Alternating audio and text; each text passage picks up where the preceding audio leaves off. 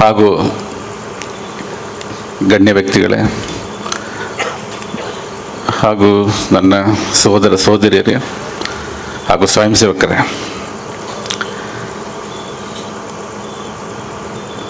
ನನಗೆ ಈ ಕಾರ್ಯಕ್ರಮ ನೋಡಿ ತುಂಬ ಇಷ್ಟ ಆಯಿತು.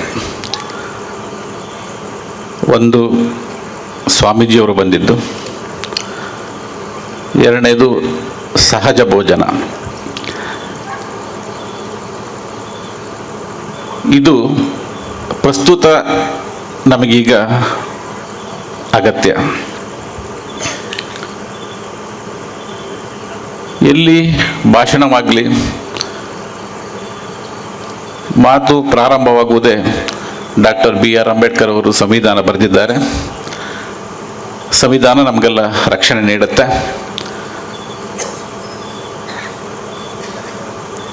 ನಮಗೆ ನಮ್ಮಲ್ಲಿ ಅದರಲ್ಲಿ ಸಮಾನತೆ ತರುತ್ತೆ.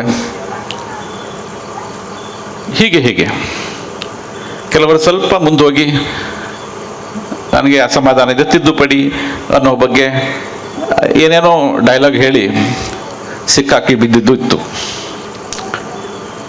ಆದರೆ ಭಾರತದ ಸಂವಿಧಾನ ಉತ್ಕೃಷ್ಟವಾಗಿದೆ. ಆದರೆ ಅದನ್ನು ಸರಿಯಾಗಿ ಅರ್ಥ ಮಾಡಿಕೊಳ್ಳದೆ ಏನೇನೋ ಮಾತಾಡಿ ಸಿಕ್ಕಾಬಿದ್ದು ಏನೆಲ್ಲ ಆಗಿದ್ದು ಉಂಟು. ಸಂವಿಧಾನದ ಪ್ರಿಯಾಂಬಲ್ ಅಂದರೆ ಪೀಠಿಕೆ ಸರಿಯಾಗಿ ಓದ್ಕೊಂಡ್ರೆ ಸಾಮರಸ್ಯ ಹೇಗಿರ್ತದೆ, ಏನಾಗಬೇಕು, ಏನು ಮಾಡಬೇಕು ಅನ್ನೋದನ್ನು ಕರೆಕ್ಟ್ ಅರ್ಥ ಆಗುತ್ತೆ. ನಮ್ಮಲ್ಲಿ ಎರಡು ಭಾಷೆ ಇದೆ, ಒಂದು ಸಮಾನತೆ, ಒಂದು ಸಾಮರಸ್ಯ. ಸಮಾನತೆ ಅಂದರೆ ಈಕ್ವಲ್, ಆದರೆ ಸಾಮರಸ್ಯ ಅದನ್ನು ಅರ್ಥ ಮಾಡೋಕ್ಕಾಗದೆ, ಹೇಳೋಕ್ಕಾಗದೆ, ಅದನ್ನು ಅನುಭವಿಸುವುದು ಮಾತ್ರ. ಅದೊಂಥರ ಹೃದಯಕ್ಕೆ ಸಂಬಂಧಪಟ್ಟ ಒಂದು ವಿಚಾರ. ಹಾಗಾಗಿ ತುಂಬ ಜಾಗ್ರತೆ ಇರಬೇಕು. ಸಂವಿಧಾನದಲ್ಲಿ ಎಲ್ಲಿದೆ ಸಾಮರಸ್ಯ ಕೇಳಿದರೆ ಪ್ರಿಯಾಂಬಲಲ್ಲೇ ಇದೆ. ಅದನ್ನು ಇಷ್ಟರವರೆಗೆ ಯಾರೂ ಹೇಳೋದಿಲ್ಲ. ಫ್ಯಾಟರ್ನಿಟಿ ಅಂತ ಉಂಟು, ಭ್ರಾತೃತ್ವ, ಅದು ಸೋದರತ್ವ. ಅಂಬೇಡ್ಕರ್ ಅವರು ಅದನ್ನು ಸ್ಪೆಸಿಫಿಕ್ ಆಗಿ ಮೆನ್ಷನ್ ಮಾಡಿದ್ದಾರೆ. ಅಂಬೇಡ್ಕರ್ ಪ್ರಾರಂಭದ ಕರಡು ಪ್ರತಿ ಕೊಡುವಾಗ ಅದನ್ನು ಒತ್ತಿ ಹೇಳಿದ್ದಾರೆ, ಅದನ್ನು ಮಾತ್ರ ಚೇಂಜ್ ಮಾಡಬಾರ್ದು ಅಂತೇಳಿ. ಸೋದರತ್ವ ಯಾರಲ್ಲಿದೆ, ಯಾವ ಧರ್ಮದಲ್ಲಿದೆ? ಅದು ಸೋದರತ್ವ ಅನ್ನೋದು, ಭ್ರಾತೃತ್ವ ಅನ್ನೋದು ನಮ್ಮ ಭಾರತ ಬಿಟ್ಟರೆ, ನಮ್ಮ ಹಿಂದೂ ಧರ್ಮ ಸನಾತನದಲ್ಲಿ ಬಿಟ್ಟರೆ ಮತ್ತೆಲ್ಲೂ ಇಲ್ಲ.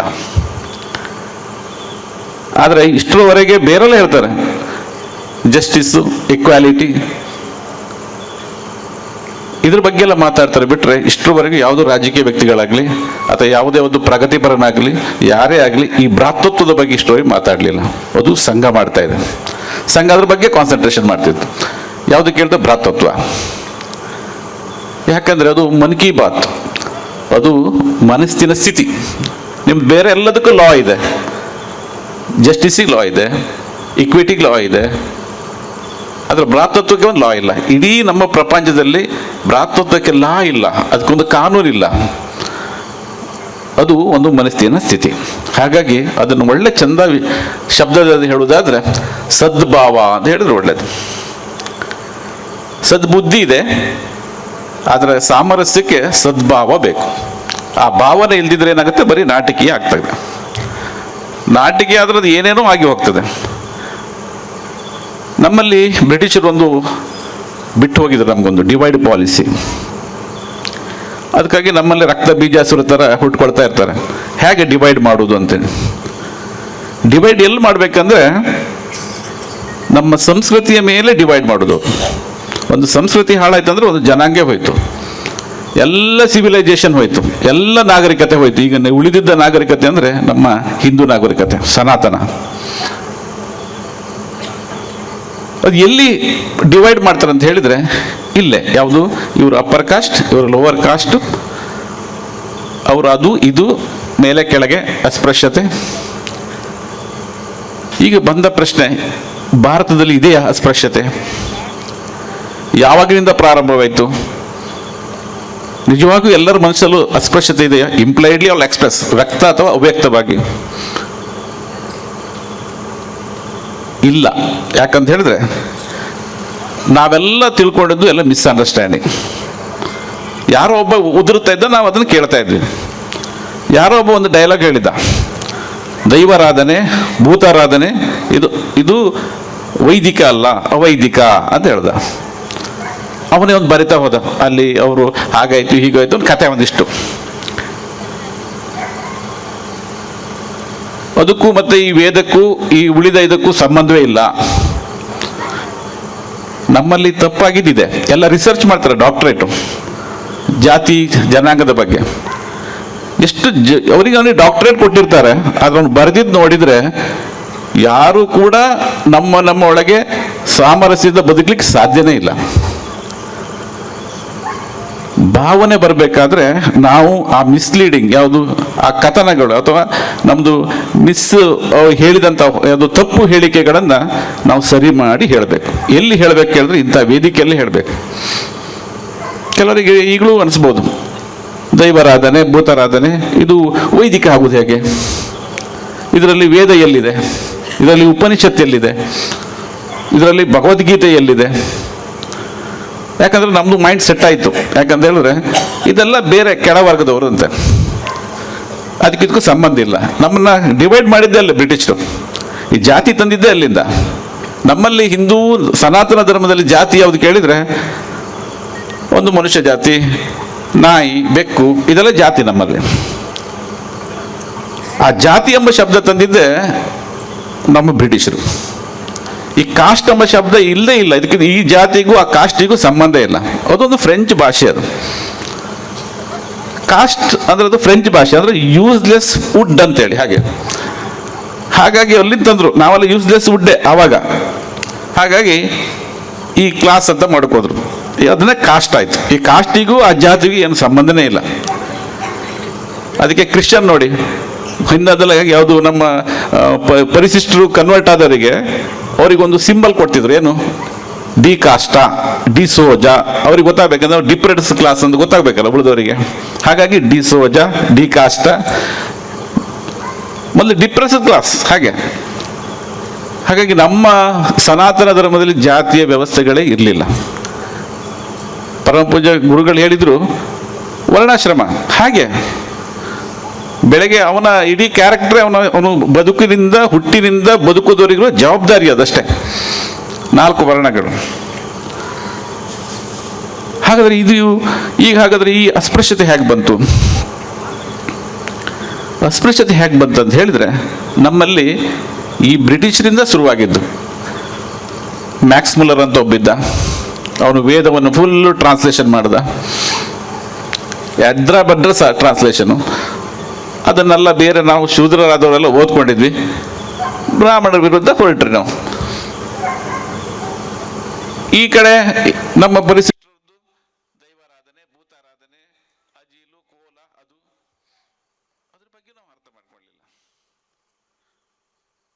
ನಮ್ಮಲ್ಲಿ ಆಗಮ ಮತ್ತೆ ನಿಗಮ ಅಂತ ಇದೆ. ನಿಗಮ ಅಂದ್ರೆ ವೇದ, ಆಗಮ ಅಂದ್ರೆ ತಂತ್ರ. ಈ ತಂತ್ರಗಳೆಲ್ಲ ಪ್ರಾರಂಭವಾಗಿದ್ದು ಈ ತರದ ದೈವಾರಾಧನೆ ಭೂತಾರಾಧನೆ ಇಲ್ಲಿಂದ ಪ್ರಾರಂಭ. ಆಗಮ ಬಂದಿದ್ದದು. ಈ ಒಂದು ಕೋಲ ಅಂತ ಹೇಳುವುದು ಅದೊಂದು ಆಗಮ. ಆ ದೈವಾರಾಧನೆಯು ನೋಡಿ, ಈ ನಮ್ಮಲ್ಲಿ ಗಾದೆ ಇತ್ತು, ಅದು ಕಾಲಕ್ಕೆ ತಕ್ಕ ಕೋಲ ಅಂತೇಳಿ. ಆ ಕಾಲಕ್ಕೆ ಆ ದೈವಗಳು ಬರುವುದು ಅದೊಂದು ತಂತ್ರ. ಯಕ್ಷಗಾನ ಅದು ತಂತ್ರ. ಪಾಣರಾಟ ಅಂತ ನಮ್ಮ ಕಡೆ ಹೇಳ್ತೀವಿ, ಅದು ತಂತ್ರವೇ. ಕಾಡ್ಯನಾಟ ಅಂತ ಹೇಳ್ತೀವಿ, ಅದು ತಂತ್ರವೇ. ಊರಲ್ಲಿ ಯಾವುದೋ ದೇವಸ್ಥಾನದಲ್ಲಿ ದರ್ಶನ ಮಾಡೋದು ತಂತ್ರವೇ. ಹಾಗಾದ್ರೆ ಇದರಲ್ಲಿ ವೇದ ಎಲ್ಲಿತ್ತು? ಅದಕ್ಕೆ ನಿಮ್ಗೆ ಒಂದು ಉದಾಹರಣೆ ಕೊಡ್ತೀನಿ. ನಮ್ಮಲ್ಲಿ ಪ್ರಚಲಿತ, ಈಗ ನೀವು ಯಾವುದೇ ಕಾರಲ್ಲಿ ನೋಡಿ, ಯಾವುದೇ ಲಾರಿಯಲ್ಲಿ ನೋಡಿ, ಎಲ್ಲೇ ಬೇಕಾದ್ರೆ ನೋಡಿ, ಸ್ವಾಮಿ ಕೊರಗಜ್ಜ ಎಂಬ ಒಂದು ಕರೆಕ್ಟ್ ಗೊತ್ತು ಎಲ್ಲರಿಗೆ. ಎಲ್ಲಿ ನೋಡಿದ್ರು ಸ್ವಾಮಿ ಕೊರಗಜ್ಜ. ಎಷ್ಟು ರಿಚ್ ಆಗಿದೆ ಅಂತ ಹೇಳಿದ್ರೆ ಆ ದೈವ ಚಿನ್ನದ ಟೋಪಿ, ಚಿನ್ನದ ಕೋಲು, ಚಿನ್ನದ ಆ ರೀತಿ ಕೊಡುವಂಥ ಪರಿಸ್ಥಿತಿ ಬಂತು. ಆದರೆ ದೈವ ರಿಚ್ ಆಗಿದೆ, ಆದರೆ ಕೊರಗರನ್ನ ಯಾಕೆ ರಿಚ್ ಮಾಡೋಕ್ಕಾಗಿಲ್ಲ? ಅವ್ರದ್ದೇ ದೈವ ಅಂತ ಹೇಳ್ತಾರೆ, ಕೊರಗ ಜನಾಂಗದವ್ರದ್ದೇ ದೈವ ಕೊರಗಜ್ಜ. ತುಂಬ ಹೆದರ್ತೀವಿ ಮಾತ್ರ. ಯಾವ ಕಾರು ಬಸ್ ಎಲ್ಲಿ ನೋಡಿದ್ರು ಕೊರಗಜ್ಜ. ಫಿಲ್ಮ್ ಸ್ಟಾರ್ ಬರ್ತಾರೆ, ಎಲ್ಲರೂ ಬರ್ತಾರೆ ಈಗ. ಹಾಗಾದ್ರೆ ಅವರ ಸ್ಥಾನಮಾನ ಹೇಗಿದೆ ಈಗ? ಅವರು ಹಿಂದೂ ಅಲ್ಲ. ನಮಗೆ ಅವ್ರನ್ನ ಅರ್ಥ ಮಾಡ್ಕೊಳ್ಳಿಕ್ಕಾಗಲಿಲ್ಲ. ಸದ್ಭಾವ ಇಲ್ಲ ನಮ್ಮ ಹತ್ರ ಹೃದಯ ಇಲ್ಲ. ಅವರ ಕತೆ ನೋಡಿದರೆ ನೀವು ಋಗ್ವೇದ ಓದುವುದೇ ಬೇಡ. ಅವ್ರದ್ದೊಂದು ಸೃಷ್ಟಿಯ ಪ್ರಾರಂಭ ಹೇಗಾಯಿತು, ಹೇಗೆ ನಮ್ಮ ಪೃಥ್ವಿಯಲ್ಲಿ ಹೇಗೆ ಬಂದ್ವಿ ನಾವು, ಜೀವಾಂಶ ನಾವು ಹಿರಣ್ಯ ಗರ್ಭ ಅಂತ ಹೇಳ್ತೀವಲ್ಲ, ಹೇಗೆ ಬಂತು, ಕತೆ ಅವರಲ್ಲೇ ಇತ್ತು. ಅವರು ಋಗ್ವೇದದ ಒಂದು ಸಂವಾದ ಸೂಕ್ತ ಅಂತ ಇತ್ತು. ಅದರಲ್ಲಿ ಯಮ ಯಮಿ ಅಂತ ಇಬ್ಬರಿದ್ರು. ಅಣ್ಣ ಯಮ, ಅಣ್ಣ ಯಮಿ ಅಂದ್ರೆ ತಂಗಿ. ಅವರಿಬ್ರದ್ದು ಇಷ್ಟು ಸಂಭಾಷಣೆ ಇತ್ತು. ಆ ಸಂಭಾಷಣೆಯಲ್ಲಿ ತಂಗಿಗೆ ಅಣ್ಣನ ಮೇಲೆ ಅಂಕುರ ಪ್ರೀತಿ ಬರೆವು. ಇದು ನೋಡ್ರಿ ನಿಮಗೆ ಅಸಂಬದ್ಧ ಆಗಿ ತೋರ್ತಿದ್ದು, ವೇದದಲ್ಲಿ ಇದ್ದಿದ್ದು. ಇದು ಸಂವಾದ ಸೂಕ್ತ ಋಗ್ವೇದದ್ದು. ಸೇಮ್ ಅಲ್ಲಿ ಏನಿದೆ ಋಗ್ವೇದದಲ್ಲಿ ಬಂದ ಕಥೆಗಳೇನಿದೆ ಸೇಮ್ ನಮ್ಮ ಕೊರಗ ಜನಾಂಗದಲ್ಲೂ ಇದೆ. ಹೇಗೆ ಕೇಳಿದರೆ, ಸೃಷ್ಟಿಯ ಪ್ರಾರಂಭದಲ್ಲಿ ಅವ್ರ ಕತೆ ಚಂದ, ಎಷ್ಟು ಚಂದ ಆಯ್ತು ನೋಡಿ. ಸೃಷ್ಟಿಯ ಪ್ರಾರಂಭದಲ್ಲಿ ಬರೀ ನೀರು, ವೇದವೂ ಅದೇ ಹೇಳುತ್ತೆ, ಸೈನ್ಸು ಅದೇ ಹೇಳುತ್ತೆ. ಅದರಲ್ಲಿ ಒಂದು ದೋಲು ಒಂದು ಹೇಳುದು ಬೆಳ್ಕೊಂಡು ಬರ್ತಾ ಆಯಿತು, ತೇಲ್ಕೊಂಡು ಬರ್ತಾ ಆಯಿತು. ಆ ದೋಲಿನ ಒಳಗೆ ತಗೆ ತಂಗಡಿ ಅಂದ್ರೆ ಅಣ್ಣ ತಂಗಿ ಅನ್ನೋರು ಇಬ್ರು ಇದ್ರು. ಆಗ ಸೂರ್ಯ ನೋಡಿದ. ಸೂರ್ಯ ನೋಡಿದವನು ನಾರಾಯಣನ ಕಳಿಸಿದ. ನಾರಾಯಣ ಬಂದು ಕೇಳಿದ, ನೀವಿಬ್ಬರಿದ್ರಾಗುವುದಿಲ್ಲ, ಮುಂದೆ ರೀಪ್ರೊಡಕ್ಷನ್ ಬೇಕು, ಪ್ರಪಂಚ ಮತ್ತು ದೊಡ್ಡದಾಗಬೇಕು, ಸಂಖ್ಯೆ ಬರಬೇಕು, ಮಾನವ ಕುಲ ಬರಬೇಕು ಅಂತ ಕೇಳಿದ, ಒತ್ತಾಯ ಮಾಡಿದ. ಆದರೆ ಅವರು ಒಪ್ಪಲಿಲ್ಲ. ಕೊನೆಗೆ ಅವರ ಒಪ್ಪಿಯಾಗಿ ನಾವಿಬ್ಬರು ಸೇರಿದೆವು ತಗೆ ತಗ್ಗಡಿ. ಆದ ಕಾರಣ ನಾವು ಇಂಥ ಯಾವುದು ಅದು ಅನ್ಯಾಚುರಲ್, ಪ್ರಕೃತಿಗೆ ನಿಯಮ ಆದ ಕಾರಣ ನಾವು ಈ ಪನಿಷ್ಮೆಂಟಿಗೆ ಬಂದಿದ್ದೆವು ಅಂತ ಅವ್ರ ಕತೆ. ಇಲ್ಲಿ ಕೆಲವೆಲ್ಲ ವ್ಯಕ್ತಿಗಳು ಬರ್ತಾರೆ. ಒಂದು ನಾರಾಯಣ ಬರ್ತಾನೆ. ಅವ್ರ ಹತ್ರ ಕೇಳ್ರಿ, ಈ ನಾರಾಯಣ ಅಲ್ಲ, ನಮ್ಮದು ಶಂಖ ಪದ್ಮ ಯಾವ ನಾರಾಯಣನೂ ಅಲ್ಲ, ನರ ಕುಡಿಸುವ ಆಯಣ ಅಂದರೆ ನೀರಿನಲ್ಲಿ ಇರುವವನು ಅಂತೇಳಿ ಅವ್ರದ್ದು ನಾರಾಯಣ ಸೂಕ್ತದ್ದು ಹೇಳ್ತಾರೆ ಅವರು. ಸೂರ್ಯನ ಬಗ್ಗೆ ಮಾತಾಡ್ತಾರೆ, ಸೂರ್ಯ ಸಿದ್ಧಾಂತ ಅವರದ್ದು. ಎಲ್ಲಿವರೆಗೆ ನಮ್ಮಲ್ಲಿ ಅಪಭ್ರಂಶು ಅಂತ ಹೇಳಿದರೆ ನಮ್ಮ ಕತೆ ಹಾಗಿದ್ದ ಹಾಗೆ. ಯಾಕೆ ನಮಗೆ ಹತ್ತಿರ ಆಗುವುದಿಲ್ಲ, ಅವ್ರ ಬಗ್ಗೆ ಯಾಕೆ ನಾವು ಹೋಗುವುದಿಲ್ಲ ಕೇಳಿದ್ರೆ ಮಾನಸಿಕ ಸ್ಪೃಶ್ಯತೆ ಇತ್ತು ನಮ್ಮಲ್ಲಿ. ಅವ್ರ ಬಗ್ಗೆ ನಾವು ಸ್ಟಡಿ ಮಾಡಿದ್ದೇನು ಕೇಳಿದ್ರೆ ಬರೀ ದೈವಾರಾಧನೆ ಅಲ್ಲಿ ಇಲ್ಲಿ ಅಂತ ಹೇಳ್ತಾ ಹೋದ್ದು ಬಿಟ್ಟರೆ ಅವ್ರನ್ನ ಡೆಪ್ತ್ ಹೋಗಲಿಲ್ಲ. ಈಗ ಕೊರಗಜ್ಜ ಅಂತ ಹೇಳ್ತೀರಿ, ಅವ್ರು ಒಪ್ಪುದಿಲ್ಲ. ಒಂದು ದಿನ ನಾನು ಸ್ಪೆಷಲ್ ಪಬ್ಲಿಕ್ ಪ್ರಾಸಿಕ್ಯೂಟರ್, ನಾನು ಅಟ್ರಾಸಿಟಿಗಿರುವಂಥ ಪ್ರಾಸಿಕ್ಯೂಟರ್. ನನ್ನ ಹತ್ರ ಒಂದಿಷ್ಟು ಜನ ಕೊರಗ ಜನಾಂಗದವ್ರು ಬಂದರು. ಆ ನಲಿಕೆರ ಮೇಲೆಲ್ಲ ಕೇಸ್ ಹಾಕಬೇಕು ಅಂತೇಳಿ. ಯಾಕೆ ಕೇಳಿದೆ, ಯಾಕೆ ಅಂತ ಕೇಳಿದರೆ ಅವರು ನಾವು ಕೊರಗಜ್ಜ ಆ ರೀತಿ ಇಲ್ಲ, ಅವ್ರು ಬೇರೆ ಬೇರೆ ಥರ ಮಾಡ್ತಾರೆ, ಪೂಜೆ ಮಾಡ್ತಾರೆ ಅಂತ. ನಮ್ಮ ಕೊರಗಜ್ಜನ ಕಾನ್ಸೆಪ್ಟೇ ಹಾಗೆ ಅಲ್ಲ ಅಂತೇಳಿ. ನಂತರ ಗೊತ್ತಾಯಿತು ನೋಡಿ ಎಷ್ಟು ಸೈನ್ಸ್ ಇದೆ ಅವರಲ್ಲಿ. ಅದು ಆ್ಯಕ್ಚುಲಿ ಅವರ ಕಾನ್ಸೆಪ್ಟ್ ಕೊರಗಜ್ಜ ಅಲ್ಲ, ಅವರ ಕಾನ್ಸೆಪ್ಟ್ ತನಿಯ ಕೊರಗಜ್ಜ ಯಾಕೆ ಬಂತು? ಕೋರ ಅಂದ್ರೆ ಸೂರ್ಯ ನಮ್ಮ ಸಂಸ್ಕೃತದಲ್ಲಿ, ಯಾವುದು ನಮ್ಮ ಹಿಂದಿಯಲ್ಲಿ ಬಿಳಿ ಅಂತ ಹೇಳ್ತಾರೆ, ಮೂಲ ಸಂಸ್ಕೃತ ಕೋರ ಸೂರ್ಯ ಪ್ಲಸ್ ಖಗ ಅಂದ್ರೆ ಖಗೋಳ, ಅಜ ಅಂದ್ರೆ ಹುಟ್ಟಿದವ ಅಂತೇಳಿ ಸೀದಾ ಹೇಳಿ ನೀವು. ಕೋರ ಕೂಡಿಸು ಖಗ ಕೂಡಿಸು ಅಜ, ಸ್ಪೀಡ್ ಹೇಳಿದ್ರಂಥದ್ದು ಕೋರ ಖಗ ಅಜ. ನಮ್ಮಲ್ಲಿ ಅಪಭ್ರಂಶ ಏನಾಯ್ತು, ಕೊರಗಜ್ಜ ಆಯ್ತು. ಅವ್ರ ಪ್ರಕಾರ ಅಜ್ಜನೇ ಅಲ್ಲ ಅವನು, ಸೂರ್ಯನ ಮಗ ಯಾರು? ಶನಿ. ತನಿ ತತ್ಸಮ ಶನಿ ಸದ್ಭವ. ಇವರು ಈಗಲೂ ಕೂಡ ಕೊರಗ ತನಿ ಅಂತ ಹೇಳೋದು, ಕೊರಗರು ಕೊರಗ ಅಜ್ಜ ಅಂತ ಹೇಳುವುದೇ ಇಲ್ಲ. ಅಜ್ಜ ಇವರು ಮಾಡಿದ್ದು ಕೋರ ಖಗ ಅಜ್ಜ. ನಮ್ಮಲ್ಲಿ ಪ್ರಥಮ ಬಾರಿ ಇನ್ನೂ ಯಾರು ಸ್ಟಡಿ ಮಾಡಲಿಲ್ಲ ನೋಡಿ, ಅದು ಸಂಘ ಮಾಡಿದೆ. ನಮ್ಮ ಕೋಸ್ಟಲಲ್ಲಿ ಪ್ರಥಮ ಖಗೋಳ ತಜ್ಞರು ಯಾರು ಕಂಡ್ರೆ ಅವರೇ. ಅವ್ರದ್ದೆಲ್ಲ ಹೆಸರು ನೋಡಿ ನೀವು, ಅವ್ರ ಕುಟುಂಬದಲ್ಲಿ ಎಲ್ಲ ಹೆಸರು ನೋಡಿ. ಆಯ್ತಾ, ಬುಧ, ಶುಕ್ರ ಎಲ್ಲ ಪ್ಲಾನೆಟ್ ಹೆಸರೇ ಇತ್ತು ಅವ್ರದ್ದು. ಕೂತಲ್ಲೇ ನಿಮ್ಗೆ ಉಬ್ಬರ ಉಳಿತ ಹೇಳುವಂಥ ಶಕ್ತಿ ಅವ್ರ ಹತ್ರ ಇತ್ತು. ಎಲ್ಲಿವರೆಗೆ ಅಂತ ಹೇಳಿದರೆ ಅವರ ದೋಲುವಾದನ ಇತ್ತು. ಈ ದೋಲುವಾದನದ ಬಗ್ಗೆ ಹೇಳುವ ಮೊದಲು ನಿಮ್ಗೊಂದು ಹೇಳ್ತೀನಿ ನೋಡಿ. ನೀವೆಲ್ಲ ಇದೆಲ್ಲ ಕೇಳಿದ್ರಲ್ಲ, ಕೊಗ್ಗ ಕಾಮತ್ತು, ಕೊರಗೈ ಪೂಜಾರಿ, ಕೊಗ್ಗ ಶೆಟ್ಟಿ, ಕೊರಗೈ ಶೆಟ್ಟಿ, ಕೊರತಿ ಶೆಟ್ಟಿ ಎಲ್ಲ ಎಷ್ಟು ಹೆಸರು ಒಳ್ಳೆ ಇತ್ತು. ಎಷ್ಟು ಸಿಂಪಲ್ ಎಲ್ಲ ನೀವು ಕೇಳ್ತಾರೆ ಅಲ್ಲ, ಅದು ಕೊರಗೈ ಶೆಟ್ಟಿ, ಕೊಗ್ಗ ಕಾಮತ್ತು. ಸ್ವಲ್ಪ ಸ್ಟ್ಯಾಂಡರ್ಡ್ ಬೇಕಾದ್ರೆ ಕೊಗ್ಗ ಮಾಡಿಬಿಡ್ತಾರೆ ಅವ್ರು, ಕೊರಗೈ ಸೇರಿ. ಇವರೆಲ್ಲ ಬಾಲ್ಯದಲ್ಲಿ ಹ್ಯಾಂಡಿಕ್ಯಾಪ್ಟ್ ಆಗಿ ಹುಟ್ಟಿ ಕೊರಗ ಸಮುದಾಯಕ್ಕೆ ಅಡಾಪ್ಷನ್ ಅಂತ ಹೇಳ್ತಾರೆ, ದತ್ತು ಕೊಟ್ಟು ಸರಿ ಮಾಡಿದ್ರ ಮೇಲೆ ಪುನಃ ಅವ್ರಿಗೆ ಅದೇ ಹೆಸರಿಡ್ತಾರೆ ಕೊರಗ ಅಂತೇಳಿ. ಹೇಗಿಡ್ತಾರೆ ಅವರಿಗೆ, ಅವ್ರು ಹೇಗೆ ಸರಿ ಮಾಡ್ತಾರೆ ಹೇಗಂದೇಳ್ರೆ, ಮತ್ತೆಲ್ಲ ವಾದನಗಳು ಮನೋರಂಜನೆಗಾಗಿದೆ. ಆದರೆ ಅವ್ರದ್ದು ಇಲ್ಲಿದೆ ನೋಡಿ, ಆ ದೋಲು ಇತ್ತಲ್ಲ, ಅದು ತುಂಬ ಸೈನ್ಸು. ನಿಮ್ಮ 7 ಚಕ್ರಗಳನ್ನು ಪ್ರಚೋದನೆ ಮಾಡುವಷ್ಟು ಶಕ್ತಿ ಆ ವಾದನಕ್ಕಿದೆ. ಅರ್ಧ ಕೇಳ್ತೀರಿ, ಅರ್ಧ ನಿಮ್ಮ ದೇಹ ಪಾಸ್ ಆಗತ್ತೆ. ಇದನ್ನೆಲ್ಲ ನಾವು ಅಮೇರಿಕದಲ್ಲಿ ಅದನ್ನು ಟೆಸ್ಟಿಫೈ ಮಾಡಿ ನಾವು ನಿಮ್ಗೆ ಹೇಳೋದು. ನೀವು ಕೊರಗಜ್ಜನಿಗೆ ಯಾವ ಹರಕೆ ಕೊಡ್ತೀರಿ? ಚಕ್ಕುಲಿ ತಗೊಂಡೆ ಕೊಡ್ತೀರಿ. ನೀವು ಒಂದೊಂದು ಪ್ಯಾಕೆಟ್ ತಗೊಂಡು ಕೊಡ್ತೀರಿ, ಅದರಲ್ಲಿ 7 ಚಕ್ಕುಲಿ ಕೊಡ್ಬೇಕು. ಯಾಕಂದರೆ 7 ಚಕ್ರಗಳನ್ನು ಪ್ರಚೋದನೆ ಮಾಡುವಂಥದ್ದು, ಸಬ್ಸ್ಟಿಟ್ಯೂಟೆಡ್ ಬದಲಿ ಕೊಡುವಂಥದ್ದು. 7 ಚಕ್ಕಲಿ ಕೊಡಬೇಕು ಕೊರಗಜ್ಜನಿಗೆ. ಎಲೆಗಳು ಯಾಕೆ ಕೊಡ್ತೀವಿ ನಾವು? ಬೀಡ ಕೊಡ್ತೀವಿ. ಎಲೆ ಅಂತ ಹೇಳಿದ್ರೆ ನಮ್ಮಲ್ಲಿ ಎಲ್ಲ ಚಕ್ರಕ್ಕೂ ಒಂದೊಂದು 4 ದಳ, 5 ದಳ, 6 ದಳ ಅಂತಿತ್ತು. ಅದರ ಬದಲಿಗೆ ಎಲೆ ಕೊಡ್ತೀವಿ. ಲಾಸ್ಟಿಗೆ ಈಗಲೂ ಕೂಡ ನಮ್ಮ ತಪ್ಪು ಗ್ರಹಿಕೆ ಇತ್ತು, ಸ್ಕಾಚು, ಸರ ಇವೆಲ್ಲ ಕೊಡ್ತಾರೆ. ಇದು ಯಾಕೆ ಬಂತಂದು ಹೇಳಿದ್ರೆ, ಶತಶತಮಾನದ ಹಿಂದೆ ಕೊರಗ ಜನಾಂಗಕ್ಕೆ ಯಾವುದು ಕಲ್ಪವೃಕ್ಷ ಅಂದರೆ ತೆಂಗಿನ ಮರ ಮುಟ್ಟುವವರಿಗೆ ಅವಕಾಶ ಇರಲಿಲ್ಲ. ಆದರೆ ನಮಗೆ ಶ್ರೇಷ್ಠ ಯಾವುದು ಕೇಳಿದ್ರೆ ತೆಂಗಿನ ಬೊಂಡ, ತೆಂಗಿನ ಯಾವುದು ಟೆಂಡರ್ ಕೋಕೋನಟ್. ಆದರೆ ಅದ್ರ ಬದಲಿ ಸಿಗ್ತಿದ್ದು ಆವಾಗ ಟಾಡಿ ಅಂದರೆ ಕಳ್ಳು ಸಿಗ್ತಿತ್ತು.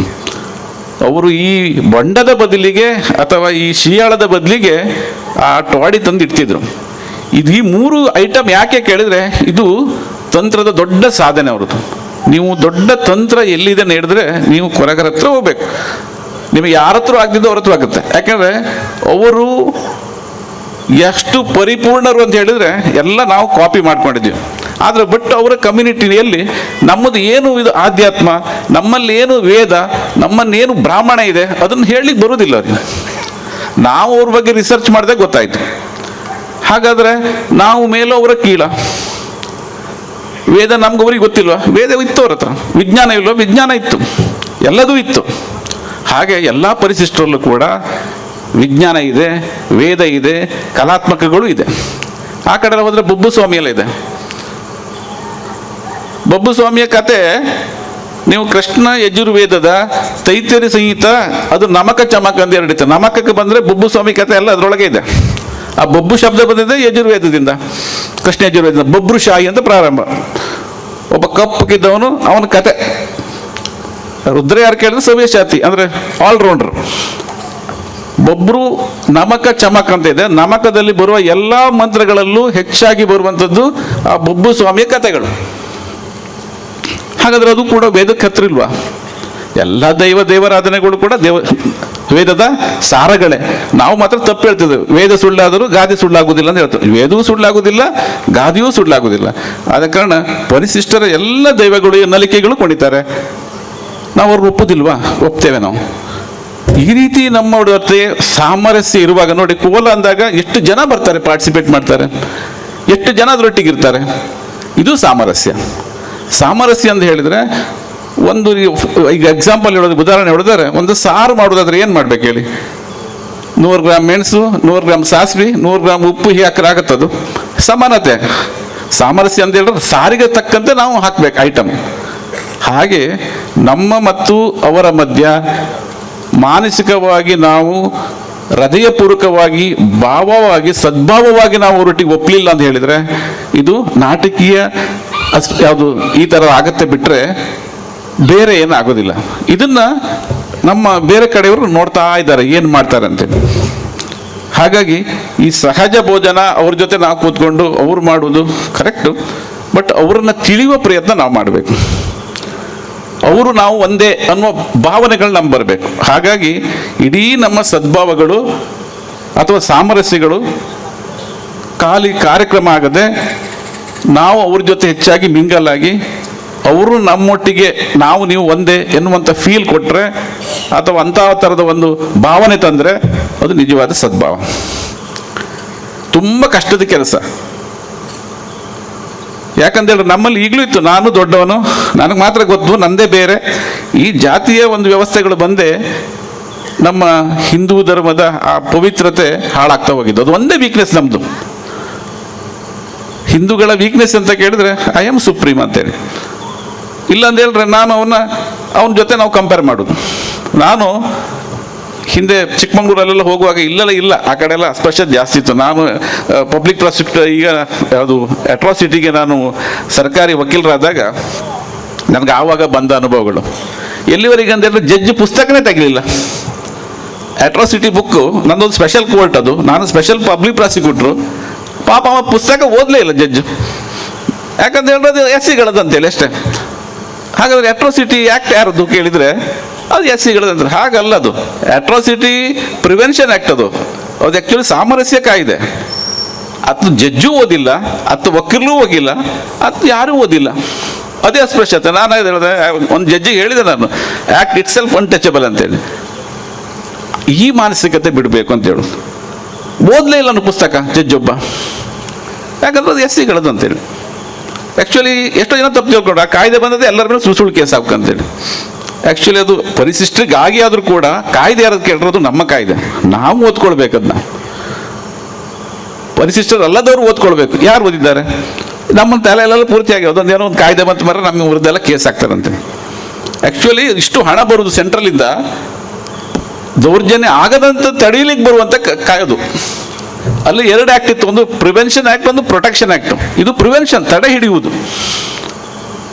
ಎಷ್ಟು ಜನ ಜಡ್ಜ್ಗಳೇ ತಪ್ಪು ತಿಳ್ಕೊಂಡಿದ್ದು.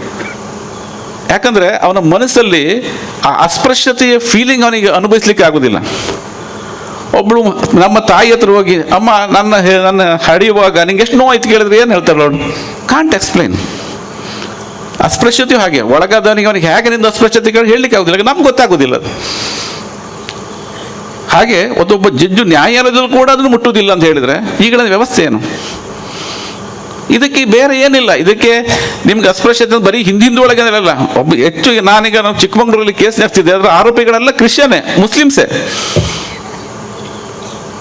ಹಾಗಾಗಿ ಈ ಥರದ ಒಂದು ಭಾವನೆಗಳು ಎಲ್ಲ ಸ್ತರಗಳಲ್ಲಿ ಇದ್ದ ಕಾರಣ ನಮ್ಮ ಮನಸ್ಸುಗಳು, ಹೃದಯಗಳು ವಿಕಸಿತ ಆಗದಿದ್ರೆ ಇದು ಏನೂ ಪ್ರಯೋಜನ ಇಲ್ಲ. ಅವ್ರು ಹಾಗೆ, ನಾವು ಹೀಗೆ. ನಮಗೆ ಅದೇ ಹೇಳೋದಲ್ಲ, ಅದಕ್ಕೆ ಕೊರಗಜ್ಜನ ನನ್ನ ಕತೆ ಹೇಳಿದ್ದು. ಕೊರಗಜ್ಜ ನಮಗೆಲ್ಲದೂ ಬೇಕು, ಬಸ್ಸಲ್ಲೂ ಬೇಕು, ಎಲ್ಲ ಬದಿ ಸ್ಟಿಕ್ಕರ್ ಇದೆ. ಆದ್ರೆ ನಾವು ಅವ್ರನ್ನ ಏನು ಮಾಡ್ತಿದ್ವಿ? ಎಷ್ಟೋ ಜನ ಡೋನರ್ಸ್ ಇದ್ದಾರೆ, ಮನೆ ಕಟ್ಟಿ ಕೊಡ್ತೇನೆ ಅಂತೇಳು. ಅದನ್ನು ಮಾಡುವರು ಯಾರು ಕೇಳಿದ್ರೆ ಎಲ್ಲ ನಮ್ಮ ಸಂಘ ತೋರಿಸ್ತಾರೆ, RSS ಇದೆ ಅಂತ. RSS ಗೈಡ್ ಮಾಡ್ಬೋದು, ಭಾಷಣ ಮಾಡಿ ಏನೂ ಆಗೋದಿಲ್ಲ. ಆದರೆ ಎಲ್ಲರ ಮನಸ್ಸನ್ನು ನಾವು ಸ್ಥಿರ ಮಾಡ್ಕೊಳ್ಬೇಕು. ಯಾಕಂದ್ರೆ ನಾನು ಆವಾಗಲೇ ಹೇಳಿದೆ, ಇದು ಹೃದಯಕ್ಕೆ ಸಂಬಂಧಪಟ್ಟಿದೆ ಅಂತೇಳಿ. ಅಸ್ಪೃಶ್ಯತೆ ಅವ್ರಿಗೆ ಮಾತ್ರ ಗೊತ್ತು, ನಾವು ಅದನ್ನು ಫೀಲ್ ಮಾಡಲಿಕ್ಕೆ ಆಗೋದಿಲ್ಲ. ಈ ಆನಂದ ಎಷ್ಟಾಯ್ತು ನಮ್ಮಲ್ಲಿ, ಆನಂದಕ್ಕೆ ಇಂಗ್ಲೀಷ್ ಶಬ್ದ ಇಲ್ಲ. ಆನಂದವೇ, ಅದನ್ನು ಹೇಗೆ? I can't explain. ಇದು ಹಾಗೆ. ಇದನ್ನು ನಾವು ಅವ್ರ ಜೊತೆ ಅನುಭವಿಸ್ಬೇಕು. ಅನುಭವಿಸೋದು ಯಾಕಂದ್ರೆ ನಮ್ಗೆ ಆ ಭಾವ ಬರಬೇಕು. ಈಗ ಅದರದ್ದು ಮಲಿನ, ಅದರದ್ದು ಪೊಲ್ಯೂಟೆಡ್ ಕೇಳಿದ್ರೆ ರಾಗ ದ್ವೇಷಗಳು ಜಾಸ್ತಿ ಆಯ್ತು ನಮ್ಮಲ್ಲಿ. ಅತಿಯಾದ ಪ್ರೀತಿ, ಅತಿಯಾದ ದ್ವೇಷ. ಅದು ಬಿಟ್ಟು ಸದ್ಭಾವದಿಂದ ಅವ್ರು ನೋಡಿದರೆ ನಿಜವಾಗಿ ಒಂದು ಸಾಮರಸ್ಯಕ್ಕೆ ಒಂದು ಒಳ್ಳೆ ಉದಾಹರಣೆ. ನಾನು ಖುಷಿಯಾಗಿದ್ದು, ನಮ್ಮಲ್ಲಿ ನಾವು ಹೇಳ್ತೇವೆ ಈ ಥರ ಕಾರ್ಯಕ್ರಮ ಆಗಬೇಕು ಅಂತೇಳಿ. ಒಂದೇ ಸಲ ನಾವೆಲ್ಲ ಒಟ್ಟಾಗ್ತೇವೆ ಅಂತ ಹೇಳಕ್ಕೆ ಸಾಧ್ಯನೇ ಇಲ್ಲ. ನಾವು ಎಲ್ಲಿ ಅದನ್ನು ತರಬೇಕಂತ ಹೇಳಿದ್ರೆ, ಸ್ವಾಮೀಜಿಯವರು ಬಂದಿದ್ರು ಅಂತ ಹೇಳಿದ್ರೆ ನಮ್ಮಲ್ಲಿ ಇರುವಂಥ ಕಾಂಪ್ಲೆಕ್ಸ್ಗಳು ಹೋಗ್ತದೆ. ನಮ್ಮಲ್ಲೆಲ್ಲ ಕಾಂಪ್ಲೆಕ್ಸ್ ತುಂಬಿ ಬಿಟ್ಟಿದ್ರು. ಅಯ್ಯೋ, ನಮ್ಮನ್ನು ಅವರೆಲ್ಲ ಮುಟ್ಟುವುದಿಲ್ಲ, ಅವ್ರು ಬರುವುದಿಲ್ಲ. ಹೇಗೆ ಅವರು ಮುಕ್ತ ಮನಸ್ಸಿನಿಂದ ಮನೆಯೊಳಗೆ ಹೋಗಿ ಆರತಿ ಎತ್ತಿ ಬಂದಿದ್ರು. ಆವಾಗ ಅಂಥ ನಾವು ವ್ಯವಸ್ಥೆಗಳನ್ನು ಮಾಡಿದರೆ, ಆ ಥರದ ನಾವು ಕಾರ್ಯಕ್ರಮ ಮಾಡಿದರೆ ಅದು ಪರಿಣಾಮಕಾರಿ ಆಗ್ತದೆ. ಕಾಂಪ್ಲೆಕ್ಸ್ ಜಾಸ್ತಿ ಇದೆ. ಕಾಂಪ್ಲೆಕ್ಸ್ ಅಂತ ಹೇಳಿದ್ರೆ ನಮ್ಮಲ್ಲಿ ಕೀಳುರಿಮೆ ಜಾಸ್ತಿ ಇದೆ. ಅದನ್ನು ಸರಿ ಮಾಡಬೇಕು. ಅದಕ್ಕೆಲ್ಲ ಯಾರು ಹೇಳ್ತಿದ್ರು, ಅವ್ರ ಜಾತಿ ಹೆಸರು ಹೇಳಿದ್ರು ಕೂಡ ಕೇಸ್ ಹಾಕ್ತಾರೆ ಮಾರ್ರೆ ಅಂತೇಳಿ. ಯಾಕೆ ಹಾಕ್ತಾರೆ ಕೇಳಿದ್ರೆ, ಅವರು they are not among the identification among the people. ಅವ್ರು ಎಲ್ಲರ ಮಧ್ಯೆ ಅವರಿಗೆ ನಾನು ತನ್ನ ಈ ಜಾತಿ ಅಂತ ಹೇಳಲಿಕ್ಕೆ ಅವ್ರಿಗೆ ಇಷ್ಟ ಇಲ್ಲ. ಬೇರೆಯವ್ರು ಹೇಳ್ತಾರೆ, ಶೆಟ್ರು ಭಟ್ರಲ್ಲಿ ಹೇಳ್ತಾರೆ, ನಾನು ಶೆಟ್ಟಿ ನಾನು ಭಟ್ಟ ಅಂತ ಹೇಳ್ತಾರೆ. ಅವ್ರದ್ರಲ್ಲಿ ಡಿಗ್ನಿಟಿ ಇದೆ, ಅವ್ರದ್ದು ಆ ಡಿಗ್ನಿಟಿ ಇಲ್ಲ. ಹಾಗಾಗಿ ಅವ್ರ ಹೆಸರು ಹೇಳಬಾರ್ದು ಅಂತ ಹೇಳು. ಅದನ್ನು ಈಗ ಗೊತ್ತಿಲ್ಲದವನು ಏನು ಹೆಸರು ಹೇಳ್ರಾಗತ್ತೆ, ನನ್ನ ಹೆಸರು ಹೇಳ್ತಾರೆ, ಅವನ ಹೆಸರು ಹೇಳ್ರಾಗತ್ತೆ, ಜಾತಿ ಹೆಸರು ಅಂತೇಳಿ. ನಮ್ಮಲ್ಲಿ ಈ ಥರ ಮೊಂಡುವಾದಗಳೇ ಜಾಸ್ತಿ. ಆದ ಕಾರಣ ಈಗ ಈ ಬುದ್ಧಿಗೆ ಸಂಬಂಧ ಬಿಟ್ಟಿದ್ದು, ಸದ್ಬುದ್ಧಿಗೆ ಬಿಟ್ಟಿದ್ದು, ಬುದ್ಧಿಯನ್ನು ಬಿಟ್ಟು ಭಾವನೆಗಳಿಗೆ ತೊಡಗಿ ಈ ಥರದ ಸಹಭೋಜನಗಳು ಸಹವಾಸಗಳನ್ನು ಮಾಡಿದರೆ ನಮ್ಮಲ್ಲಿ ಅಸ್ಪೃಶ್ಯತೆ, ಶಿಷ್ಟರು ಪರಿಶಿಷ್ಟರು ಅದೇನು ಇರುವುದಿಲ್ಲ, ಎಲ್ಲ ಸನಾತನ ಅನ್ನುವಂಥ ಫೀಲ್ ಬರ್ತದೆ. ಯಾಕಂತೇಳಿದ್ರೆ ನಮ್ಮಷ್ಟೇ ಅವರು ದೇವರ ಕೆಲಸ ಮಾಡ್ತಾರೆ, ನಮ್ಮಷ್ಟೇ ಅವರ ಪೂಜೆ ಪುನಸ್ಕಾರಗಳು ವೇದಕ್ಕೆ ಸಂಬಂಧ ಇದೆ. ನಮ್ಮ ಅಧ್ಯಯನಗಳು ಅದು ವೇದವ, whether it is Veda or not, whether it is science or art ಅನ್ನೋ ಬಗ್ಗೆ ನಮ್ಮ ಅಧ್ಯಯನ ಆಗಬೇಕು. ನಮ್ಮ ಅಧ್ಯಯನ ಏನು ಕೇಳಿದ್ರೆ ಅವರು ತುಳಿತಕ್ಕೆ ಒಳಗಾಗಿದ್ದಾರೆ, ಅಲ್ಲಿ ಮಾಡಿದ್ದಾರೆ, ಇಲ್ಲಿ ಮಾಡಿದ್ದಾರೆ, ಅಲ್ಲ ಇದು ಬರೀ ನೆಗೆಟಿವ್ ಬರೆದು ಡಾಕ್ಟ್ರೇಟ್ ತಗೊಳ್ತೀವಿ ನಾವು ಅಷ್ಟೇ. ಅದು ಆಗಬಾರ್ದು. ನಾನು ಅದು ಹೇಳಲ್ಲ, ಈ ನಾನು ಪಾಯಿಂಟ್ ಹೇಳಿದ್ದು ಕೊರಗರದ್ದು ಜನಜೀವನ ಹೇಗೆ ಅಂತ ಕೇಳಿದ್ರೆ ನಾನು ಹೇಳಿದಲ್ಲ, ವೇದಕ್ಕೆ ಸಮಾನ ಅಂತೇಳಿ. ಅಥವಾ ಈಚೆಗೆ ಪರಿಶಿಷ್ಟರದ್ದು ಆದಿದ್ರಾವಿಡ್ರದ್ದು ಯಾರು ಈ ಬಬ್ಬು ಸ್ವಾಮಿ ಏನಂತ ಕೇಳಿದ್ರೆ ನಾವು ಆ ಕಂಪ್ಯಾರಿಸಮ್ ಕೊಡಬೇಕು. ಅದು ವೇದದಲ್ಲಿ ಇದೆ, ಉಪನಿಷತ್ತಲ್ಲಿ ಇದೆ. ನಮ್ಮಲ್ಲಿ ತಗೊಂಡ್ರೆ ಅದು ವೈದಿಕ, ಅದು ಅವೈದಿಕ. ಇದು ದೊಡ್ಡ ಪ್ರಾಬ್ಲಮ್ ನಮ್ಮಲ್ಲಿ. ಯಾವುದು ವೈದಿಕ ಇಲ್ಲ, ಯಾವುದು ಅವೈದಿಕ ಇಲ್ಲ, ಎಲ್ಲ ಸನಾತನ. ಅದನ್ನು ಒಪ್ಕೊಳ್ಬೇಕು ನಾವು ಅಷ್ಟೇ. ನಮ್ಮಲ್ಲಿ ಬೈಫರ್ಫಿಕೇಶನ್ ಜಾಸ್ತಿ ಆಯಿತು. ಕೋಟಿ ಚೆನ್ನಯ್ಯ ಬೇರೆ, ಇವರು ಅದು ಬೇರೆ, ಇದು ಅದು ಬೇರೆ, ಹಾಗೆ ಏನೆಲ್ಲ ಕತೆ ಬರ್ದಿದ್ರು ಕೆಲವರೆಲ್ಲ, ಡಾಕ್ಟ್ರೇಟ್ ತಗೊಂಡಿದ್ರು. ಅದು ಹೋದ್ರೆ ಮಾತ್ರ ಇದು ಡಿವೈಡ್ ಪಾಲಿಸಿಯೇ. ಈಗಲೂ ಕೊಡುವ ಯೂನಿವರ್ಸಿಟಿಗಳು ಇದ್ರು, ಆ ರೀತಿ ಬಂದ್ರೆ ಮಾತ್ರ ಯೂನಿವರ್ಸಿಟಿಯಲ್ಲಿ ಡಾಕ್ಟ್ರೇಟ್ ಕೊಡ್ತಾರೆ. ನಮ್ಮಲ್ಲಿ ಸದ್ಭವ ಬರುವ ಡಾಕ್ಟ್ರೇಟ್ ಅದು ಇಲ್ಲ. ಹಾಗಾಗಿ ನಮ್ಮಲ್ಲಿ ಈಗ ಅದ್ರ ಬಗ್ಗೆ ನಾವು ಅಧ್ಯಯನ ಮಾಡಬೇಕು. ನಾನು ಏನು ಮಾಡಿದೆ, ನನ್ನ ಪರ್ಸನಲ್ ಹೇಳೋದು 1 ವರ್ಷಕ್ಕೆ ಹೊರಗಡೆ ಅವ್ರದ್ದು ಅಧ್ಯಯನ ಹೋಗಿದ್ದೆ ನಾನು. ಹಾಗಾಗಿ ಅವರು ನಮಗೆ ವೇದಕ್ಕೆ ಭಾರಿ ಹತ್ತಿರ ಇದ್ರು, ಋಗ್ವೇದ ಅಂತ ನಂಗೆ ಗೊತ್ತಾಯಿತು. ನನ್ನ ಜೊತೆ ಕೆಲವರು ಬಂದರು, ಇಲ್ಲಿಂದ ನಮ್ಗೆ ಎಲ್ಲಿ ಗೊತ್ತಾಗತ್ತೆ ನೋಡಿ. ಅವರು ಇಲ್ಲಿ 7 ದೋಲು ಅವರು ಸೌಂಡ್ ನೋಡಿದ್ರು, ಅದು 7 ನಿಮ್ದು ಒಂದೊಂದು ಚಕ್ರಗಳಿಂದ ಪ್ರಚೋದನೆ ಮಾಡ್ತದೆ. ನಮ್ಗೆ ಸೈನ್ಸ್ ಅವ್ರ ಮೇಲೆ ಅದು ಯಾವುದು ನಾವು ಎಕ್ಸ್ಪೆರಿಮೆಂಟ್ ಮಾಡ್ರಲ್ಲ ಗೊತ್ತಾಯಿತು. ಅದು ಅವ್ರದ್ದು ಶಬ್ದ, ಅರ್ಧ ಶಬ್ದ ನಿಮ್ದು ದೇಹವನ್ನು ಪಾಸ್ ಆಗತ್ತಂದ್ರೆ ಆವಾಗ ಗೊತ್ತಾಯ್ತು ನಮಗೆ ಒಂದೊಂದು. ಯಾಕಂದ್ರೆ ಇನ್ನೊಂದಿದೆ, ಸತ್ತವ್ರನ್ನ ಜೀವ ಮಾಡುವಂಥ ಶಕ್ತಿ ಅವರಲ್ಲಿತ್ತು. ಆವಾಗ ದೊಡ್ಡ ದೊಡ್ಡ ಶೆಟ್ರು ಭಟ್ರ ತೀರಿ ಹೋದಾಗ ಒಂದು ಸೂಚಕ ಅಂತ ಹೇಳಿ ಹೊಡಿತಿದ್ರು ದೋಲು. ಅದು ಮೂಢನಂಬಿಕೆ. ಅವ ಸಾಯುಗೆ ಶುರುವಾದಾಗ ಹೊಡೆದಾಗ ಅದು ನಂಬಿಕೆ, ಅದು ಮೂಲ ನಂಬಿಕೆ. ಎಷ್ಟೋ ಜನ ಬದುಕಿ ಬಂದವರಿದ್ರು, ಆ ದೋಲಿಗೆ ಹೊಡಿದೆ ಅಂದ್ರೆ ಅವ್ರು ಹೊಡಿದೇ ಇಲ್ಲ ಬಿಡಿ. ನೋಡಿ, ಅಂಥ ದೋಲು ವಾದನಗಳು ಇದೆ ಅವ್ರ ಹತ್ರ, ಏನೆಲ್ಲ ಔಷಧಿಗಳಿದೆ, ಸಿಕ್ಕಾಪಟ್ಟೆ ತಂತ್ರಗಳಿವೆ. ಇದನ್ನೆಲ್ಲ ಯಾವಾಗ ನಾವು ಅರಿಯುವುದು? ನಾವು ಈಗ ಗೊತ್ತಾಗಿಲ್ಲ, ನಾವು ಹೀಗೆ ಬಂದು ಈಗ ಪಬ್ಲಿಕಲ್ಲಿ ಹೇಳುವ ಅವಶ್ಯಕತೆನೇ ಇಲ್ಲ. ನಾವು ಅವ್ರ ಜೊತೆ ಸೇರಿದ್ರೆ ಮಾತ್ರ ನಮ್ಗೆ ಗೊತ್ತಾಗತ್ತೆ ಅವ್ರ ತಂತ್ರ ಎಂಥದ್ದು, ಅವ್ರ ಮೈಂಡ್ ರೀಡಿಂಗ್ ಎಂಥದ್ದು, ಅವ್ರು ಏನು ಬೇಕಾದರೂ ಒಬ್ಬನ. ಯಾಕಂದ್ರೆ ನೀವು ನನ್ನ ಕತೆ ಹೇಳ್ತಿ ಮುಗಿಸ್ತೇನೆ ನಾನು. ನಮ್ಮೂರಲ್ಲಿ ನಂದಿ ಕೊರಗ ಮತ್ತು ಬಸವ ಕೊರಗ ಅಂತ ಇಬ್ಬರಿದ್ರು. ಆವಾಗ ನಾನು 7ನೇ ಕ್ಲಾಸ್ ಹುಡುಗ. ಆವಾಗ ನಮ್ಮ ಶಾಲೆ ಎದುರೇ ಒಂದು ಸಾರಾಯಿ ಅಂಗಡಿ, ಶಾಲೆ ಎದುರೇ. ಆವಾಗ 4 ಗಂಟೆಗೆ ಕೆಲಸ ಎಲ್ಲ ಮುಗಿಸಿ 4 ಗಂಟೆಗೆ ಅಲ್ಲಿ ಬರ್ತಿದ್ದ ಇಬ್ರು, ನಂದಿ ಮತ್ತೆ ಬಸವ. ಹೋಗುವಾಗ ನಾವೆಲ್ಲ ಒಟ್ಟು ಹೋಗ್ತಿದ್ದು, ನಾವಲ್ಲಿ ಇರ್ತಿದ್ವಿ ಆ ರೋಡಲ್ಲಿ. ಅದು state highway, Koteshwar to Haladi. ನಾವು ಅವನು ವಾಪಸ್ ಬರುವಾಗ ಆ ರೋಡಲ್ಲಿ ಯಾರೂ ಇರುವುದಿಲ್ಲ, ಎಲ್ಲ ಓಡಿ ಹೋಗ್ತಿದ್ರು. ಸಾರಾಯಿ ಅಂಗಡಿ ವಾಪಸ್ ಹೋಗಿ ಬರುವಾಗ ಅವನೆದ್ರೆ ಯಾರೂ ನಿಲ್ಲುವುದಿಲ್ಲ ಇತ್ತು. ನಾವು ನಮ್ಮ ಅಮ್ಮನ ಹತ್ರ ಕೇಳು, ಜಿಂತಕ್ಕೆ ಮಾಡ್ತಾವ ಅಂದ್ರೆ ಕುಡ್ದು ಎಲ್ಲ ಹೊಡಿತಾನ ಕೇಳು. ಇಲ್ಲ ಅವ ಯಾಕಂತ ಗೊತ್ತಿಲ್ಲ, ಎಲ್ಲ ಓಡಿ ಹೋಗ್ತಾರೆ. ಯಾಕಂತ ನಾನು ದೊಡ್ಡನಾದ ಮೇಲೆ ಗೊತ್ತಾಯ್ತು. ಯಾಕಂತ ಹೇಳಿದ್ರೆ ಅವನು ಹೋಗುವಾಗ ನೋ ಪ್ರಾಬ್ಲಮ್ಸ್, ಕುಡ್ದಾಗ ಸತ್ಯ ಇಲ್ಲಿಂದ ಬಂದ್ಬಿಡ್ತಿತ್ತು. ಅವನಿಗೆ ಹೇಳೋದು, ಒಡೆಯರೆ ನಿಮ್ದು ಇಂಥ ಅಮಾವಾಸ್ಯೆ ನಿಮ್ದು ಲಾಸ್ಟ್ ಚಾ. ಅವ ಅದೇ ದಿನ ಸಾಯ್ತಿದ್ದ. ಎಲ್ಲರಿದ್ದು ಯಾವುದು ಸಾವಿನ ಹೆದರಿಕೆ, ಹಾಗಾಗಿ ಅವನ ಎದುರು ಯಾರೂ ಬರುವುದಿಲ್ಲ. ಅವನು ಕರೆಕ್ಟ್ ಹೇಳ್ತಿದ್ದ, ಇಂಥ ದಿನ ನೀವು ಸಾಯುವುದೇ ಅಂದ್ರೆ ಅವನು ಕುಡಿದ ಇದಕ್ಕೆ ಫೀಲಿಂಗಿಗೆ ಸತ್ಯ ಬಂದ್ಬಿಡ್ತಿತ್ತು ಅವನಿಗೆ. ಹಾಗಾದ್ರೆ ಅವನು ಹೇಗೆ ಹೇಳ್ತಿದ್ದ? ನಮ್ಮ ಅಧ್ಯಯನದ ಪ್ರಕಾರ ಒಬ್ಬ ಕೊರಗ 136 ವರ್ಷ ಬದುಕ್ತಾನೆ. ಇನ್ನೂ ಕೂಡ ಯಾವುದು ನಮ್ಮ ಪುತ್ತೂರು, ಸುಳ್ಯ ಅಲ್ಲೆಲ್ಲ ಒಬ್ಬ ಬಾಣಂತಿಯ ಹಾಲು ಕುಡಿಸ್ಕೊಂಡು ಬಂದು 50,000 ರೂಪಾಯಿ ಡಿಮಾಂಡ್ ಮಾಡ್ತಾರೆ. ಯಾಕಂದ್ರೆ ನನ್ನ ಮಗು ಹಾಲು ಕುಡಿದ್ಬಿಟ್ರೆ 123 ವರ್ಷ 150 ವರ್ಷ ಬದುಕ್ತದೆ ಅಂತೇಳಿ. ಹಾಗೆ ಎಲ್ಲಿ ಹೋದ್ರು ಅವರು? ಜನಸಂಖ್ಯೆ ಕಡಿಮೆ ಆಯಿತು, ಎಲ್ಲ ಕಡಿಮೆ ಆಗ್ತಿತ್ತು. ಯಾಕಂದ್ರೆ ನಾವು ಅವ್ರ ಜೊತೆ ಇಲ್ಲ. ಹಾಗಾಗಿ ನಮ್ಮ ಸಂಸ್ಕೃತಿ ಉಳಿಬೇಕಾದ್ರೆ, ನಮ್ಮ ಕಲ್ಚರ್ ಉಳಿಬೇಕಾದ್ರೆ ನಾವು ಅವ್ರ ಜೊತೆ ಇರಲೇಬೇಕು. ಅವ್ರಿಗೆ ಕಷ್ಟ ಇದೆ ಮನೆ ಕಟ್ಟಲಿಕ್ಕೆ, ಡಾಕ್ಯುಮೆಂಟ್ಸ್ ಪ್ರಾಬ್ಲಮ್ ಇದೆ, ಎಲ್ಲದೂ ಪ್ರಾಬ್ಲಮ್ ಇದೆ. ಯಾಕಂದರೆ ಏನು ಮಾಡ್ಕೊಳ್ಳಿಲ್ಲ, ಯಾಕಂದ್ರೆ ಹೇಳಿದ್ರೆ ಅವ್ರಿಗೆ ಏನೂ ಬೇಡ, ನಾಗ ಸನ್ಯಾಸಿ ಕಡೆಗಿದ್ರು. ಹಾಗಾಗಿ ನಾವು ಅವ್ರ ಜೊತೆ ಇರಬೇಕು. ಬರೀ ಹೇಳಿದ್ರು ಮಾತಲ್ಲ, ನಮ್ಮ ಸಂಘ ಕೆಲಸ ಮಾಡ್ತಾಯಿದ್ದೆ. ಸಂಘದೊಟ್ಟಿಗೆ ಹಿಂದೂ ಜಾಗರಣ ಆಗಲಿ, ವಿಶ್ವ ಹಿಂದೂ ಪರಿಷತ್ ಆಗಲಿ, ಉಳಿದ ಎಲ್ಲೆಲ್ಲ ಅವ್ರ ಸಂಘಟನೆಗಳು ಕೆಲಸ ಮಾಡಬೇಕು. ಅವ್ರು ನಮ್ಮ ಹಾಗೆ ಬದುಕೋ ಕಲಿಬೇಕು. ಅವ್ರ ಮಕ್ಕಳು ಎಜುಕೇಷನ್ ಆಗಬೇಕು. ಅವರ ಮೂಲ ಏನಿದೆ ನಮ್ಮಲ್ಲಿ, ಮೂಲ ಸನಾತನ, ಅದು ಫಾರಿನರಿಗೆ ಹೋಗಬೇಕು. ನಾವು ಎಷ್ಟು ಕಷ್ಟಪಡ್ತೀವಿ. ನಮ್ಮಲ್ಲಿ 42 ಜನ ಕೊರಗರು ಪಾಸ್ಪೋರ್ಟ್ ಮಾಡ್ಕೊಂಡಿದ್ದಾರೆ. ಯಾಕಂತ ಹೇಳಿದ್ರೆ ಅಮೆರಿಕದಲ್ಲಿ ದೋಲ್ ಹೊಡಿಲಿಕ್ಕೆ. ಯಾಕಂದ್ರೆ ನಮ್ಮ ಬರೀ ಯಕ್ಷಗಾನ, ಭರತನಾಟ್ಯ ಹೋಗುತ್ತೆ ಬಿಟ್ಟರೆ ಅವ್ರದ್ದು ಹೋಗೋದಿಲ್ಲ. 42 ಜನ ಪಾಸ್ಪೋರ್ಟ್ ಮಾಡ್ಕೊಂಡಿದ್ದಾರೆ. ಯಾರು ಮಾಡಿದ್ದು? ಸಂಘ ಮಾಡಿದ್ದು. ಬೇರೆ ಎಲ್ಲಿ ಹೋಗಿತ್ತು? ಹಾಗಾದ್ರೆ ಬೇರೆಯವರಿಗೆ ಬೇಡವ ಅವ್ರ ಜನಸಂಖ್ಯೆ ಕಡಿಮೆ ಇಳಿದು ಬಿಡ್ತಿತ್ತು ಈಗ. ಹಾಗಾಗಿ ಬೇರೆ ಬೇರೆ ಕಮ್ಯುನಿಟಿಗಳು, ಆದಿ ದ್ರಾವಿಡರಾಗಲಿ ಅಥವಾ ಬಾಕುಡ, ಏನು ಬೇರೆ ಬೇರೆ ಎಕ್ಸ್ಟ್ರಾ ಕಮ್ಯುನಿಟಿಗಳು ಜನಸಂಖ್ಯೆ ಕಡಿಮೆ ಆಯಿತು. ಯಾಕಂದರೆ ಇಂಟರ್ ಕಾಸ್ಟ್ ಮದುವೆ ಇಲ್ಲ, ಅವರ ಹುಡುಗಿಯರು ಮದುವೆ ಆಗೋರಿಲ್ಲ, ಅವ್ರ ಜೊತೆ ಯಾರೂ ಮದುವೆ ಆಗೋರಿಲ್ಲ. ಕೆಲವರೆಲ್ಲ ಕನ್ವರ್ಟ್ ಆಗಿದ್ದಾರೆ ಕ್ರಿಶ್ಚಿಯನ್. ನಾನು ಮೊನ್ನೆ ಇಲ್ಲೆಲ್ಲ ಕಾರ್ಕಳ ಇಲ್ಲೆಲ್ಲ ಕೆಳಗೆ ನೋಡಿದೆ. ನನ್ನ ಅಧ್ಯಯನಕ್ಕೆ ಬಂದಾಗ ಜಸ್ಟಿನ್ ಕೊರಗ ಹೆಸರು, ಜಾನ್ ಕೊರಗ, ಮೇರಿ ಕೊರತಿ ಹೆಸರು ಎಲ್ಲ ಚೇಂಜ್ ಪೂರ್ತಿ. ಸರ್ಟಿಫಿಕೇಟ್ ಎಲ್ಲ ಕರೆಕ್ಟ್ ಇತ್ತು, ಎಲ್ಲ ಕ್ರಿಶ್ಚಿಯನಿ ಮತಾಂತರಾಗಿದ್ದಾರೆ. ಕಾರಣ ಯಾಕೆ ಹೇಳಿದ್ರೆ, ನಿಮ್ದು ಅಂತ ನೀವು ಯಾರು ನಮ್ಮನ್ನು ಮುಟ್ಟುವುದಿಲ್ಲ, ಏನು ಮಾಡುವುದಿಲ್ಲ ಅಂತೇಳಿ ಡೈರೆಕ್ಟ್ ಕ್ವಶನ್. ಅದಕ್ಕೆ ನನ್ನ ದೊಡ್ಡ ವಿಜ್ಞಾಪನೆ ಅಂತ ಹೇಳಿದರೆ, ಇದು ಕಾರ್ಯಕ್ರಮ ಆಗತ್ತೆ, ಇದ್ರ ಪರಿಣಾಮ ಆಗಬೇಕು, ಒಳ್ಳೆ ಪರಿಣಾಮ. ಅಂದರೆ ನೀವಾದರೂ ಒಂದು ಕೊರಗ ಕುಟುಂಬದ ಮಕ್ಕಳನ್ನು ಅಥವಾ ಬೇರೆ ಪರಿಶಿಷ್ಟರ ಮಕ್ಕಳನ್ನು ದತ್ತಕೊಂಡು ಅವಳಿಗೆ ಎಜುಕೇಷನ್ ಕೊಟ್ಟು ಅಥವಾ ಆ ಹುಡುಗನಿಗೆ ಎಜುಕೇಷನ್ ಕೊಟ್ಟು ಅವರಿಗೆ ಗೈಡ್ ಮಾಡಬೇಕು.